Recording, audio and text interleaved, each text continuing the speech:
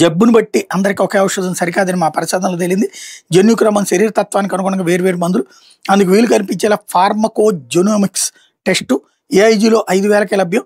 ఆ రిపోర్ట్‌తో జీవితాంతం ఖచ్చితమైన వైద్యం డాక్టర్ నాగేశ్వర్ రెడ్డి వెల్లడి అన్నటువంటిది హైలైట్ చేశారు. లేకపోతే పాపం పండింది అంటూ చెరువులోకి దూకి అత్యాచార నిందితుని మృతి, బహిర్భూమి కోసం వాహనం ఆపి దూకేసిన నారాయణరావు, న్యాయాధికారి వద్దకు వెళ్తున్న ఘటన, చెరువులో లభించిన మృతదేహం, చావడమే కరెక్ట్ అంటూ కుటుంబ సభ్యుల స్టేట్మెంట్ ఇక్కడ హైలైట్ చేశారు. ఇప్పుడు తిరువూరులో రచ్చ, MP Kesineni versus MLA Kolikapudi. 2024 ఎన్నికల్లో టికెట్కి చిన్ని 5 కోట్లు అడిగారని కొలికపూడి ఆరోపణలు. నా డబ్బు ఖర్చు చేస్తానే తప్ప వసూలు చేయను కొలికపూడిపై వైసీపీ కోవర్టు ఎంపీ. వైసీపీ నాయకులతో ఆయన వ్యాపారాలు చేస్తున్నాను ఎమ్మెల్యే ధ్వజం.